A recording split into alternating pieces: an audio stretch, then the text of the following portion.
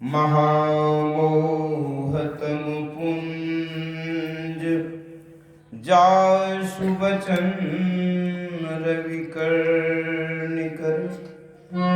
धन्य धन्य सद्गुरु सुखदा महिमा कही न जाय। जो कछु कहूँ तुम्हारी कृपा मोते कछु न बसाय। राम नाम कलिकाम तरु राम भगति सुरधेनु। सकल सुमंगल मूल जगो गुरुपद पंकज रेणु।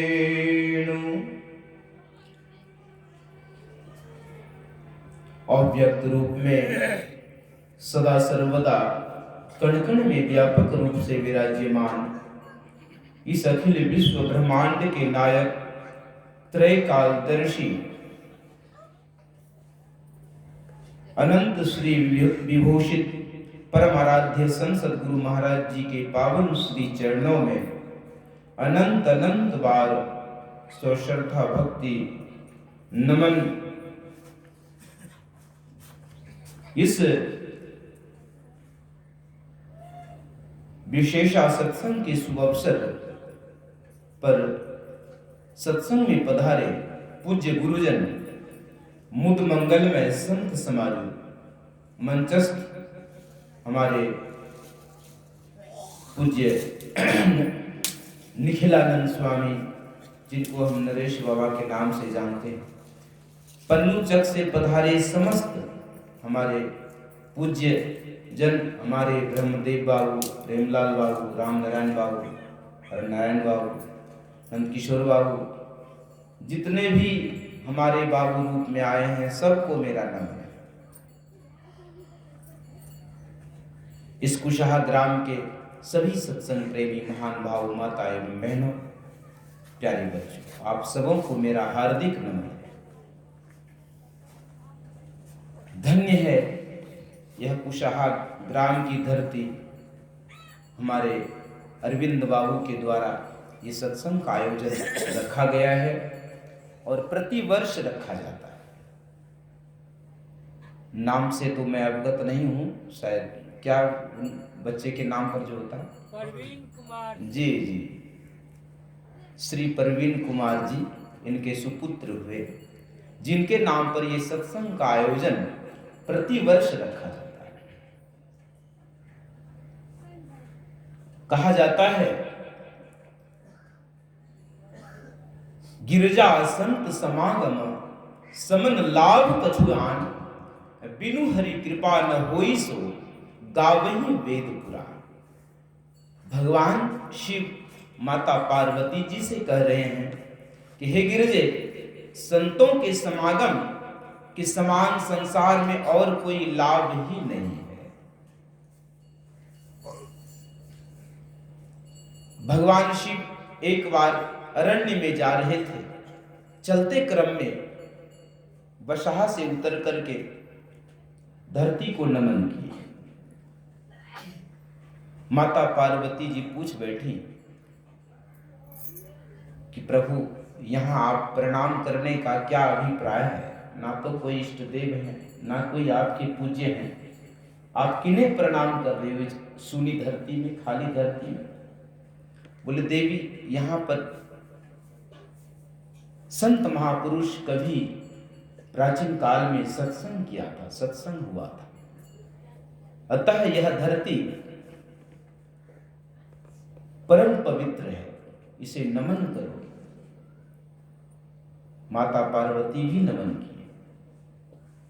फिर कुछ दूर जब बढ़े फिर प्रणाम करते हैं धरती को। बोले वहां तो सत्संग हुआ था, यहाँ पर बोले देवी, यहां सत्संग होने वाला है। इसलिए देवी यह धरती का भाग्य खुलने वाली है। इन्हें प्रणाम करो, वहां भी प्रणाम। जहां हुआ था, जहां होगा और जहां हो रहा है, बोले तीनों काल के धरती और तीनों काल के जो सत्संग है वो परम पवित्र करने वाला ये सत्संग। चाहे आप जिस किसी निमित्त से आप करें, बच्चे के शुभ आशीर्वाद हेतु करें, चाहे आप घर में गृह प्रवेश के अवसर पर करें, विवाह शादी में लोग करते हैं, और भी कई अनेक शुभ कार्य में लोग सत्संग रखते हैं। सत्संग रखने का एक ही अभिप्राय है कि परमात्मा और हमारे संत सद्गुरु महाराज जी का पूर्ण रूप से आशीर्वाद प्राप्त हो। जीवन में जो दुख है, कष्ट है, उससे मैं दूर हो जाऊं, कष्ट हमारे जीवन से दूर रहे, बाधा आपदा जो भी कुछ जीवन में है उनसे हम दूर रहें। यही परमात्मा का भजन सत्संग करने का अभिप्राय है। तो हमारे अरविंद बाबू जिस बच्चे के नाम पर ये सत्संग करा रहे हैं, ये बड़ा ही पुण्य का काम है। उसमें भी सब जो है दूर दूर गांव में जाकर के जो भी अपने नजदीकी लोग थे उनके सबको जानकारी दी इन्होंने, और होना भी चाहिए। बताया है जिस घर में परमात्मा का, हरि की कथा नहीं, सत्संग नहीं, साधु महात्मा का पदार्पण नहीं, वह जगह जो है श्मशान की गिनती में कहा गया है। वह जगह का कोई महत्व नहीं है, ऊषर भूमि। तो यह गांव, इस गांव में पूज्य साई स्वामी जी महाराज जी पधारे। हमारे नरेश बाबू वर्णन करते आ रहे थे कि पूज्य बाबा जब आए तो हम लोग जो है कीचड़ में तख्ता वगैरह बिछाते थे। पूज्य बाबा के सेवा में हम आए थे। साई स्वामी जी महाराज, ब्रह्मलीन पूज्यपाद साई स्वामी जी महाराज, इतने बड़े बड़े संत इस गांव में पधारे। इस गांव का बड़ा ही अहोभाग्य है, और हम लोगों का भी अहोभाग्य है कि इन बच्चे के जन्मदिन पर हम लोग भी पधारे हैं। कहा गया है, पुण्य पुंज बिनु मिलहि न संता, सतसंगति संस्कृति कर अंता। पुण्य राशि के बिना संत नहीं मिलते, और संत मिल गए जीवन में तो सत्संग प्राप्त हो जाता है, और सत्संग प्राप्त हो गया तो आपके जीवन का जो जन्म मरण का ये दुख है, संस्कृति आवागमन का जो चक्र है, जो कष्ट है, दैहिक दैविक भौतिक ताप, इन त्रय तापों से ये जीव छूट जाता है। इसी के लिए सत्संग करना पड़ता है सज्जन, और कोई मतलब नहीं है। तो हमें सत्संग किस तरह का करना चाहिए, तो सुन रहे थे गोस्वामी जी की वाणी, और मानस की रचना का पाठ हो रहा था। पाठ के क्रम में सुन रहे थे आप। बंदो प्रथम महीसुर चरना, मोह जनित संशय सब हरना। मही मतलब पृथ्वी होती है, और पृथ्वी पर के जो देवता है, पृथ्वी पर जो देवता विचरण करते हैं वो संत हैं। जो सच्चे पहुंचे हुए ब्रह्म में विचरण करने वाले जो संत हैं, ब्राह्मण हैं, वो पृथ्वी पर के देवता हैं, ऐसा वर्णन है। मही मतलब पृथ्वी पर के जो देवता हैं वो संत, और पहुंचे हुए जो ब्रह्म में विचरण करते हैं, जो शुद्ध आचरण वाले शुद्ध ब्राह्मण देवता हैं, उनकी वंदना की गई है।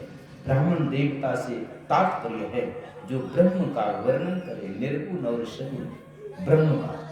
दोनों का जो सन्मार्ग बता दे आपको, जो दिशा बता दे, जो लक्ष्य बता दे, ब्रह्म क्या है, परमात्मा क्या है, जीव क्या है, माया क्या है, आप कहां पर हो, आपको चलना कैसे है, आप कहां फंसे हो, आदि आदि बातों को हम जो इस मोह में फंस गए हैं, इस मोह से जो निकाल दे, कीचड़ से, तो कहते हैं कि वही असली संत है, वही असली ब्राह्मण है।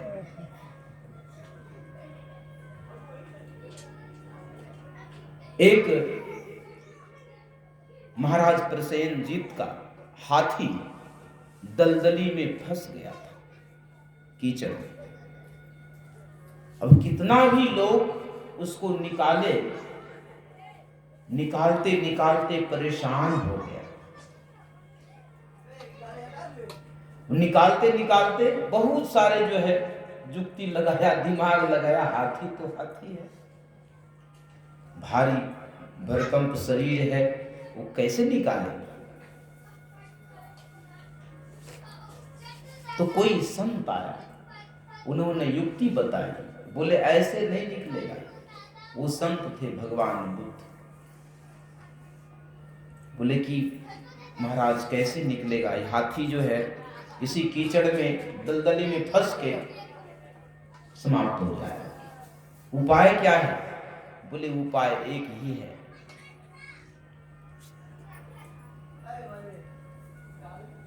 जो रण में, युद्ध स्थल में जो बाजा बजती है, वीर रस में रणभेरी बाजा, इसके जो है कान में बजाइए, जिससे कि इस हाथी के अंदर में वो जोश पैदा होगा, और जोश से ये हाथी बाहर निकलेगा। और वही महाराज ने किया।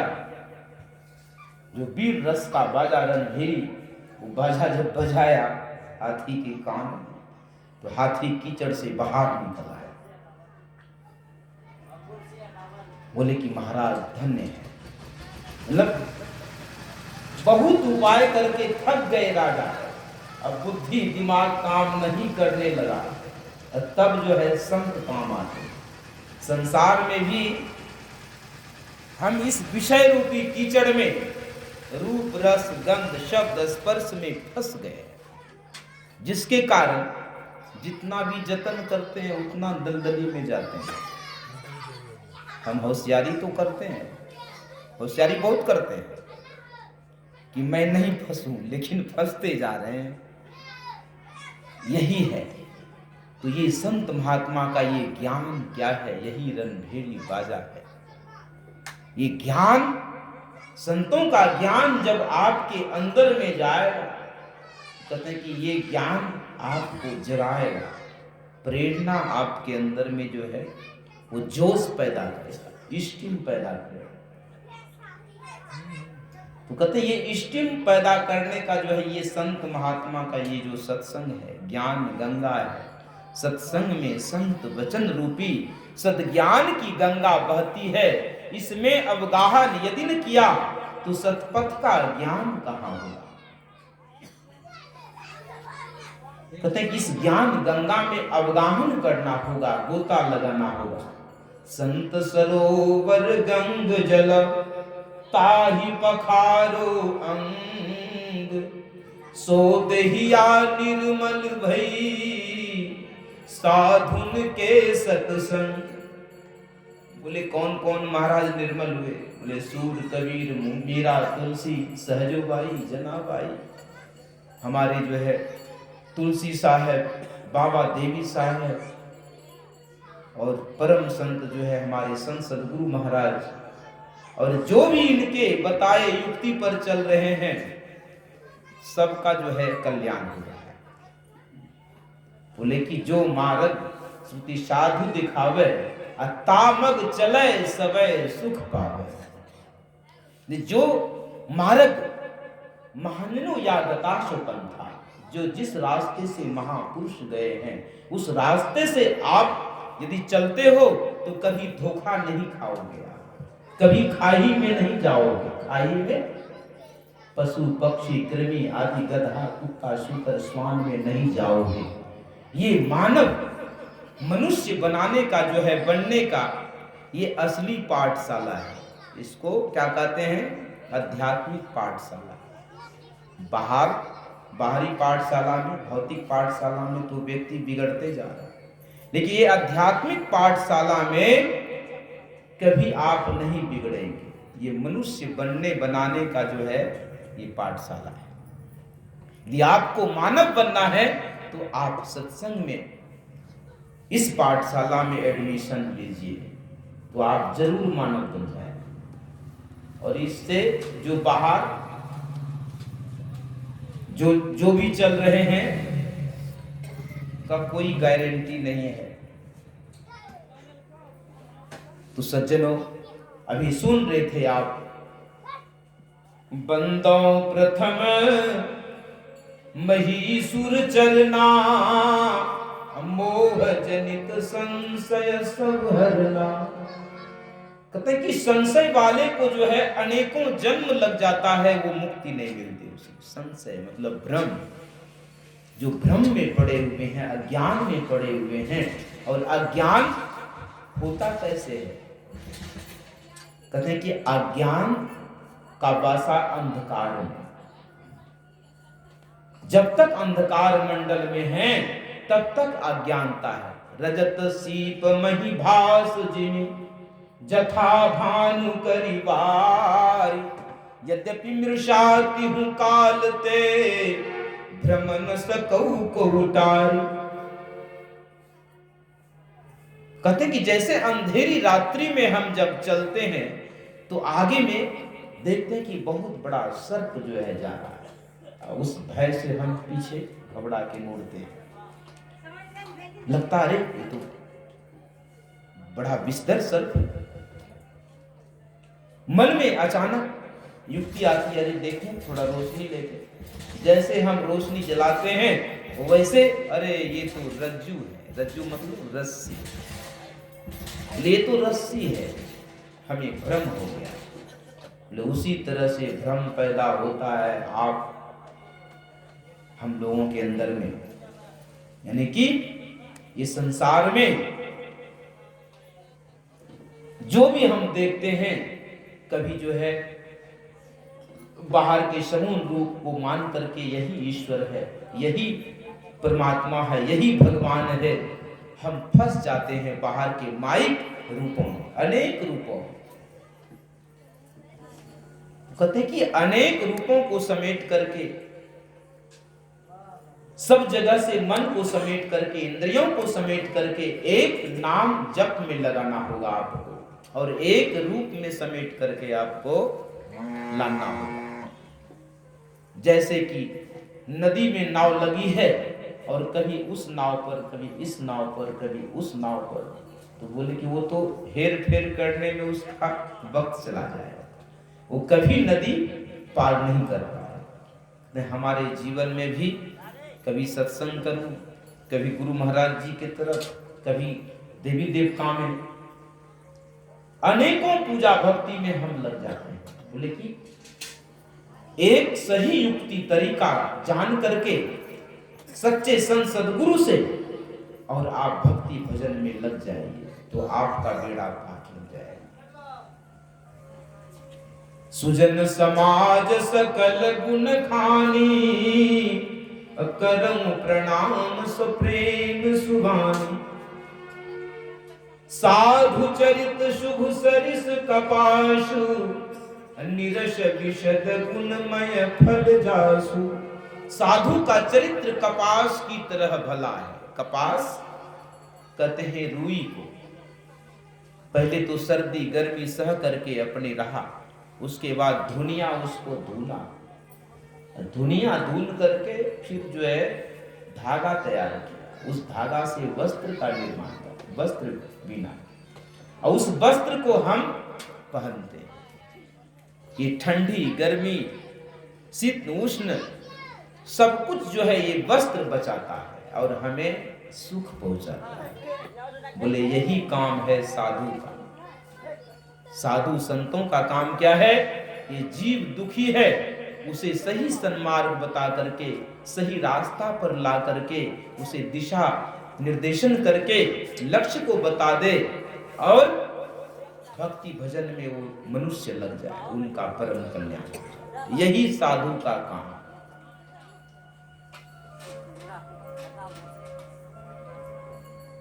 जो सही दुख पर छिद्र दुरावा, बंदनीय जही जग जसु पावा। कहते हैं दूसरे को जो है कष्ट सह करके दूसरे के दोषों को छिपाता है, वह संसार में बड़ाई पाता है, जस पाता है। तो साधु संतों का काम क्या है? संत बिटप सरिता गिरिधरणी, अपरहित हेतु सबन के करणी।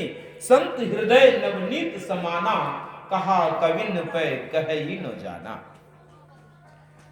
कहते हैं वृक्ष जो है दूसरे को छाया, दूसरे को फल प्रदान करता है। नदी दूसरे को जल पिलाती है, लेकिन अपने लिए पीती है। संत बिटप सरिता नदी, पहाड़ पर्वत गिरी दूसरे के जो है छांव फल, दूसरे को जो है सुख पहुंचाने के लिए होता है। साधु संत भी दूसरे के कल्याण के लिए संसार में आते हैं। इसीलिए संतों की पूजा सबसे पहले की गई है। मर्यादा पुरुषोत्तम भगवान श्री राम भी संतों के बारे में, प्रथम भगति संतन कर संगा, दूसरी रति मम कथा प्रसंगा। स्वयं भगवान खड़े थे, यह भी कह सकते थे प्रथम भक्ति मम कर संगा। हे शबरी, पहली भक्ति है मेरा संग कर लो, मैं तो तुम्हारे प्रत्यक्ष में खड़ा हूं। लेकिन उन्होंने संतों की दर्जा दी, संतों की महत्ता दी। इसलिए सज्जनों, संतों की जो पूजा होती है, आग लगी आकाश में, चुई चुई गिरे अंगार, संत नहीं होते जगत में तो जल मरता संसार। बोलिए ये सृष्टि ही नहीं रहती, सृष्टि ये टिकी हुई है कच्छ वृत्ति जो वाले जो संत हैं, उन्हीं के कृपा दृष्टि पर ये सृष्टि टिकी हुई है। इसलिए कहा धन्य घड़ी सोई जब सत्संगा, धन्य जन्म द्विज भक्ति अभंगा। वह घड़ी धन्य है कि जिस घड़ी में, जिस वक्त में आपको सत्संग प्राप्त हो, और वह जन्म धन्य है जिस जन्म में संतों के चरणों की अविरल भक्ति प्राप्त हो। धन्य घड़ी सोई जब सत्संग, कहते हैं वह घड़ी धन्य है। और आज भी जो है इस घड़ी का बड़ा ही अनमोल है, यह घड़ी धन्य है। सो कुल धन्य उमा सुनो, जगत पूज्य सुपुनीत, श्री रघुवीर परायण, जही नर उपज विनीत। कहते हैं कि वह कुल भी धन्य है जिस कुल में संत अवतार लेते हैं, सुपुत्र पैदा लेते हैं। सुपुत्र बोले, एक सुपुत्र होता है, एक कुपुत्र होता है, जो कि माता पिता से बिल्कुल अलग चलता है। एक सुपुत्र होता है जो कि आपके आज्ञाकारी होता है, वो कभी आपके आज्ञा से बाहर नहीं चलता। इसलिए कहते हैं कि ऐसे सुपुत्र भी बड़ा कम प्राप्त होता है व्यक्ति को। ये भी पुण्य है, ये भी पुण्य प्रताप से ही आपकी जो है पुत्र पुत्री जो प्राप्त होता है, ये भी परमात्मा की कृपा है, जो कि आपके आज्ञाकारी पुत्र, आज्ञाकारिणी पुत्री, आपकी आज्ञाकारिणी पत्नी, ये सब जो भी मिलता है ये ईश्वर की कृपा से। लोग कहते हैं कि स्वर्ग में सुख, बोले स्वर्ग तो यही है, स्वर्ग यही है और नरक भी यही है। लोग जो देखते हैं, अभी कितने हम वृद्ध लोगों से सुनते हैं, बाबा कोई कमी नहीं है, बेटा बेटी पुतहु बिल्कुल आज्ञाकारी है, जो चाहिए सब जो है आगे में ला करके दे देता है, हमें कोई कष्ट नहीं। तो ये पुण्य है। आप कुछ ऐसा पुण्य किए हो जिस पुण्य प्रताप से ये सुख आपको मिल रहा है। और वही एक बूढ़ा है, बेटा बहू सब कोई जो है उसे निगलेक्ट करते हैं, दूर करते हैं। ऐसा क्यों? वही भक्ति भजन सत्संग उन्होंने नहीं किया है। अभी भी लोग अनदेखी करता है, बोले सत्संग भजन से क्या होता है, भक्ति पूजा बाबा रोज करते हैं, फिर भी वही दुख पड़ा है सर पर, करने से क्या फायदा है? इससे अच्छा है जो नहीं करता है वही ठीक है। मन में ये आता है लोगों को। बोले सत्संगी लोग कहाँ क्या कुछ कर लिया, इतना दिन से सत्संग कर रहे हैं, 60-60 वर्ष, 70-70 वर्ष, क्या परिवर्तन तो कुछ है नहीं। इन सज्जनों, आपको देखने में नहीं आएगा। ये क्या है? अव्यक्त धन। क्या है? अव्यक्त धन। जब पांडव लोग महाभारत का युद्ध समाप्त हो गया तो बड़ा चिंतित थे। तो व्यास देव जी महाराज युधिष्ठिर महाराज जी को बताए कि आप क्यों इतना चिंतित हो?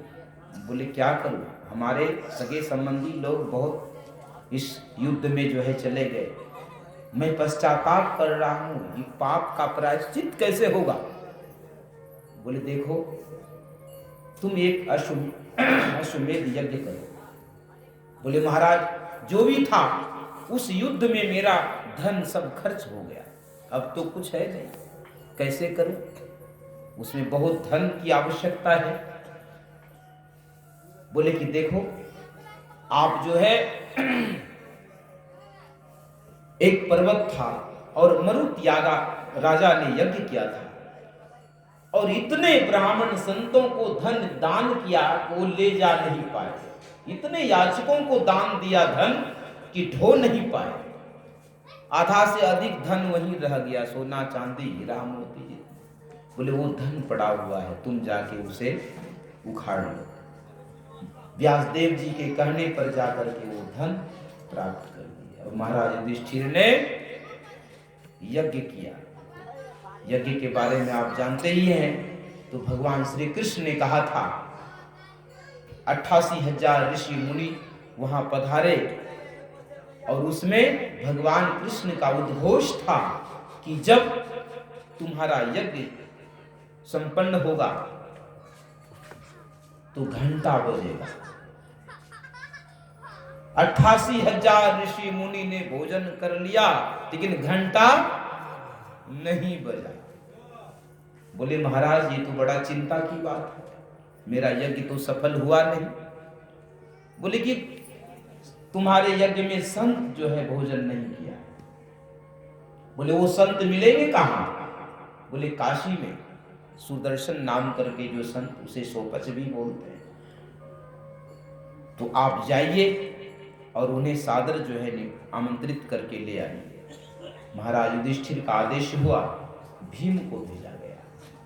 भीम जब गए, बोले महाराज क्या कहना था? 10,000 नहीं 20,000 हाथी का बल था भीम को। 10